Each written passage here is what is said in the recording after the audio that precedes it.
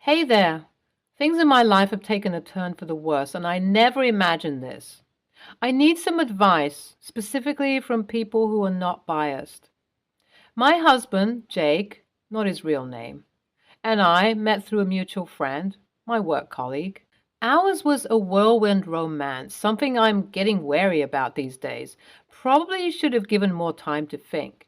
Anyway, it was a very rushed relationship, and both of us didn't wait enough to get to know one another. We quickly tied the knot.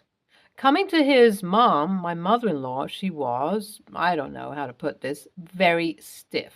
Yeah, she was very stiff about everything. I just thought that she hated me. A very stereotypical mother-in-law, daughter-in-law dynamic, and didn't give much thought to it. Of course, my husband added a lot of fuel to the fire to construct that story. He always badmouthed his mom in front of me and told me clearly to not engage in any sort of communication with her. I personally never found her doing or saying anything offensive. She seemed like a very graceful, wise woman who I would like to be friends with, but given our situation, that wasn't possible. Anyway, I saw her once or twice during the wedding plans and never got a chance to speak. As the day of my son's birthday celebration arrived, I was filled with excitement and anticipation. I had been looking forward to this special occasion for weeks, eager to create wonderful memories with my loved ones. Little did I know that my mother-in-law's arrival would bring an unexpected twist. Initially, I had been unsure whether to invite my mother-in-law, as my husband had mentioned that she harbored some resentment towards me. He believed she wouldn't want to come, given the strained relationship between us. However, to my surprise, she showed up at the door holding a small gift for my son. Her arrival caught me off guard, and I could sense an air of tension surrounding her. Her face was stern, and there was a hint of anger in her eyes. I greeted her warmly, trying my best to set a positive tone for the day's celebrations. And then I saw this kid with her. I didn't recognize the child. As I approached her, she looked at me and then shifted her gaze to my husband. With a firm voice, she uttered words that hung in the air. "Should I say the truth, or will you finally take some responsibility?" Confusion washed over me, leaving me standing there, unsure of what was happening. My mind raced with questions, trying to piece together the puzzle of my husband's relationship with his mother. With my husband frozen in place, my mother-in-law's words hung in the air, leaving us all on edge. She continued, her voice filled with a mix of frustration and disappointment. "I'm tired of your lies. It's not fair for you to celebrate one son's birthday while completely neglecting the other." My mind raced, trying to comprehend the weight of her statement. Confusion and panic welled up within me as I quickly gasped, jumping to the conclusion that my husband had been unfaithful. Thoughts of betrayal and anger swirled through my mind, threatening to overwhelm me. But before I could give in to my fears, my husband's facade crumbled. Tears streamed down his face as he broke down, and his voice filled with a mix of guilt and vulnerability. "I am the father," he confessed, his words slicing through the tension in the room. "But it's not what you think." My heart ached, torn between the relief that my husband hadn't betrayed me and the weight of the situation unfolding before us. As my husband tried to compose himself, he reached out, his trembling hand seeking mine. "There's so much I need to explain," he pleaded, his voice laced with remorse. "Please let me tell you everything." At that moment, I saw the vulnerability in his eyes, a raw honesty that compelled me to listen. So, as it turned out, my husband had been married before. It was something he chose to keep hidden from me. My mother-in-law, unable to keep the secret any longer, spilled the beans. It seemed that my husband had entered into a previous marriage with an older woman. They even had a child together. But their relationship was filled with infidelity, and eventually the woman cheated on him. She didn't seem to care about their child either, as she left them both behind. My husband had been left to carry the weight. It took me some time to process this newfound information. I look back at the moments shared between my husband, my mother-in-law, and myself, trying to grasp the gravity of the situation. The regret on my husband's face confirmed his failure to disclose this part of his life to me. My mother-in-law, under the mistaken assumption that I already knew about the child, believed that I had accepted it. But the reality was quite different. My husband, fearing that I wouldn't understand, had decided to bury his past. He kept it locked away, never revealing the fact that he had been previously married and had a child. He always intended to tell me at some point, but that opportunity never arose. As time went on, the weight of the secret only grew heavier. A heavy silence settled in the room as we all grappled with the implications of this revelation. Emotions swirled within me, anger, hurt, and confusion. How could he have kept such a significant part of his life hidden from me? Taking a deep breath, I mustered the courage to voice my thoughts, tinged with disappointment and a desire for clarity. I asked him why he hadn't trusted me enough to share this with me. The question hung in the air, waiting for an answer. Tears welled up in my husband's eyes as he reached out, gripping my hands tightly. He confessed that he had been afraid that I wouldn't understand, and afraid that revealing his past would change how I saw him. He wanted to protect himself from his past mistakes, and that's why he had chosen to keep it hidden. His words carried a sense of vulnerability, and I could see the genuine remorse etched on his face. But understanding his fears didn't erase the hurt, and rebuilding trust would take time and effort. It was clear that we had a long journey ahead of us, filled with uncertainty. Feeling overwhelmed by the weight of the revelation, I knew I needed some space to gather my thoughts and process everything that had transpired. I made the difficult decision to leave, informing my husband that I needed time apart. He pleaded with me, begging me not to go, but I stood firm, explaining that I wasn't seeking a divorce at that moment, just some time to reflect. However, as I confided in my own family about the situation, they surprisingly urged me to stay. They believed in the power of forgiveness and second chances, encouraging me to work through the challenges with my husband. It was a conflicting moment for me, torn between my emotions and the advice of my loved ones. During this internal struggle, my mother-in-law, who I had never really had a proper conversation with before, stepped in unexpectedly. She sensed my distress and came to my aid, offering her support and suggesting that I could live with her for as long as I needed. Her gesture touched me, and at that moment I quietly agreed to her proposition. AITA for leaving? What would you do? Because some people, including some of my friends and my family members, are asking me to forgive my husband as he has the best intentions. But I'm not quite convinced. Also, the fact that he lied about such a big thing would anyway come up to haunt us one day or the other. Update 1. So, with a mix of uncertainty and gratitude, I can find myself moving into my mother-in-law's home. It was a significant step, seeking solace and shelter in a place I had never expected to find myself. Yet I realized that sometimes unexpected alliances could emerge in the most challenging times. Living with my mother-in-law provided me with a sense of stability and a safe space to heal. We gradually started to engage in conversations, learning more about each other's lives, experiences, and perspectives.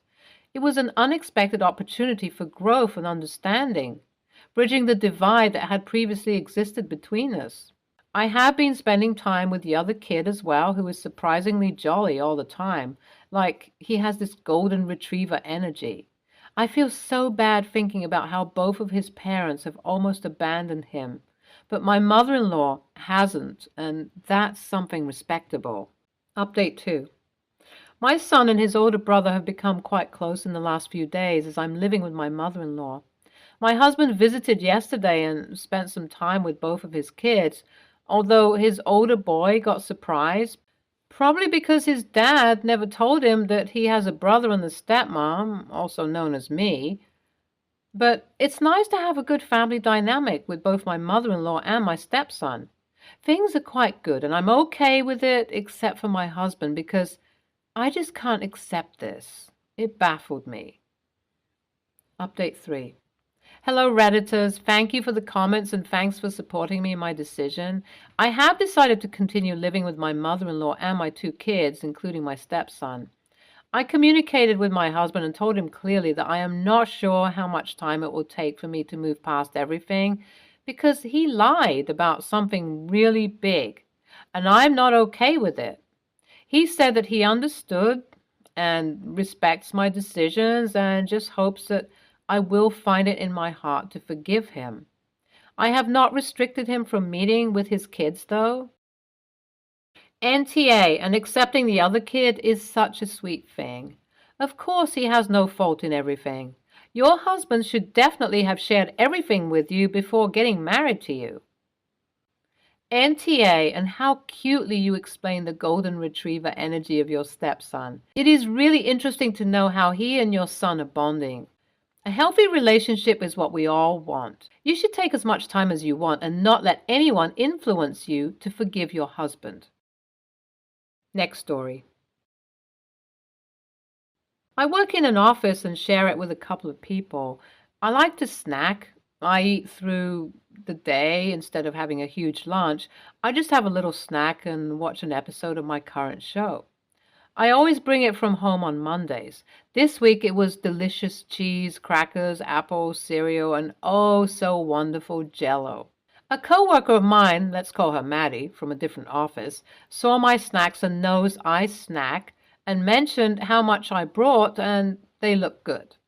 I said thanks and started putting it away in my drawer and fridge, leaving the Jell-O out because I was going smack on that amazing strawberry jiggle. I left work early on Monday and had left my Jell-O out. I came in Tuesday and my office mate said, "Lock your drawers because people are trying to take your stuff." She, the real MVP. I 100% don't mind sharing when people ask, but to just take my stuff without permission? As an only child, that's a huge no-no for me. My office mates know this. They also bring in snacks for themselves, and we often time treat it like elementary school lunch trading snacks during our lunch period. A different coworker, Steve, came in and tried taking my Jell-O off my desk. Our MVP said, "No, no, don't take her shit."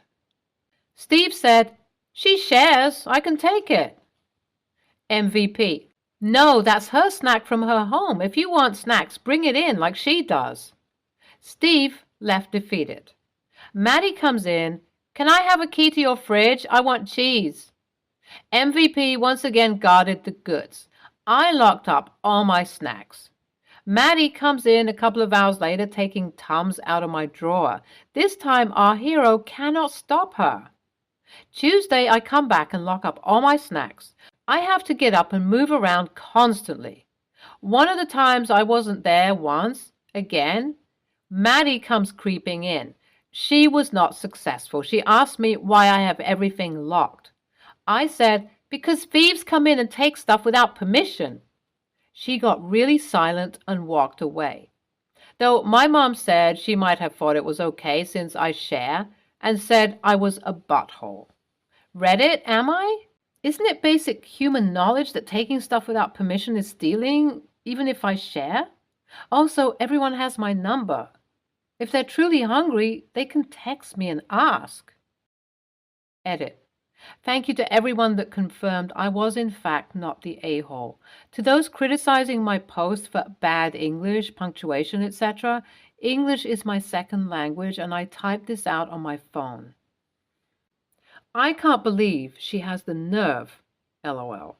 She literally asked her why her drawers are locked. Buy a key. I work in an office and have never opened another person's drawer to eat their stuff. Or ask a coworker to open the fridge because I want someone else's food just because that person left for the day. NTA, people are unreal. NTA, you are not a butthole. I don't know what made these entitled coworkers of yours think that your snacks are for everyone. Even if someone gave me some of their snacks at work and made it seem like they're fine with sharing, I wouldn't go to their area and take their snacks when they aren't there. And wow, the nerve of her asking for the key? Why does she think it's locked in the first place? Bears? Lock it all up and don't give the key to anyone except maybe your MVP snack guardian coworker. Next story. I have a 7-year-old son who started exhibiting a lot of negative behaviors at school roughly a year ago. He's had tons of specialists evaluate him through the school system. He's fine when he's at home, and I truly don't have many issues with him here, but at school it's totally different. Running away, refusing to stay inside classrooms, hiding, yelling, etc. We finally got him an IEP and things started to look up. The specialist came to the conclusion that he has severe anxiety and PTSD. Now, this was a bitter pill to swallow as a parent. I left his father when he was only 3 years old due to some not so friendly behaviors that happened in front of my child. There's a no contact order. His rights have been terminated and he's been charged. It was only happening to me, but my son saw it. I was stupid enough to believe that he wouldn't remember. I don't remember any of my childhood, so it was an assumption based off personal experience. Well, he obviously remembers, and the specialists have stated that the amount of chaos within the school is very triggering for him, and they have limited his contact with heavily socialized environments due to this. He stays in the special classroom. He was doing great until today when they tried getting him to go to music class and something triggered him. I ended up being called to come in and help. When I got there, this teacher that I had never met was sitting with my son. As soon as he saw me, he ran towards me crying, and this teacher started yelling at him, told him to sit down and start listening for once, and proceeded to very loudly tell me he was being rotten all day, and continued to tell him to sit down and listen whenever he tried hugging me. I lost my shit entirely. I had my son go into the office to see one of his favorite peers, and I let this bitch have it, telling her she must be the worst kind of human to think that her behavior was in any way appropriate and that she had better stay far away from my son, or I will make sure she doesn't have a job in the near future. When I left, she was crying, and now I feel terrible. Edit. Adding some info that others have mentioned, this teacher was the substitute for the IEP classroom. She went against his IEP care plan and tried forcing him to go to music class with 20 plus other students versus go by his care plan, which clearly states he is to be put in groups of 2 to 3 other kiddos with IEPs for all his studies. The IEP has been in effect for over a month, and this is the first time he's had an episode since being in the program and could have been avoided had she cared to take 2 seconds to read his individual care plan. I was also told by the principal, whom I called and reported this to, that this teacher had been briefed on my son's situation, so she was fully aware how triggering even raising her voice to him was. She didn't care, obviously, or she wouldn't have been yelling at him to begin with. And yes, she actually did call him rotten. So not only was her voice raised through the entire altercation as my kid was crying, but she was also not letting him hug me and calling him names. He's in therapy. NTA. As a former teacher, his teacher was not professional, and I don't say this lightly. I was an elementary ed teacher and a special ed teacher, and I'm sorry she had no self-control and took out her frustrations on your son. If she thinks what she did was okay, then I hate to think what she's saying to your son privately. NTA. She was crying? Good. She should feel even worse after willfully disregarding your son's IEP. Maybe it's because I've been a preschool teacher for more than a decade and because I'm neurodivergent. But I'd be hesitant to send any kid, especially a kid with an IEP, into a crowded and loud environment without preparation, for myself and for my kids. She sent your child into a room with too many people doing too many different things at the same time. WTF? Does she think would happen? And she had the nerve to call your child rotten? NTA. Yelling should be reserved for immediate danger, running into traffic. Absolutely no reason the teacher should be yelling at an already distraught child, especially one with an IEP. Was there a more diplomatic approach on your end? Probably not. But for real, I'd be doing the same thing. Zero patience for adults being cruel to children, especially when the child's in their care. Stay tuned for more stories from our girl relationships.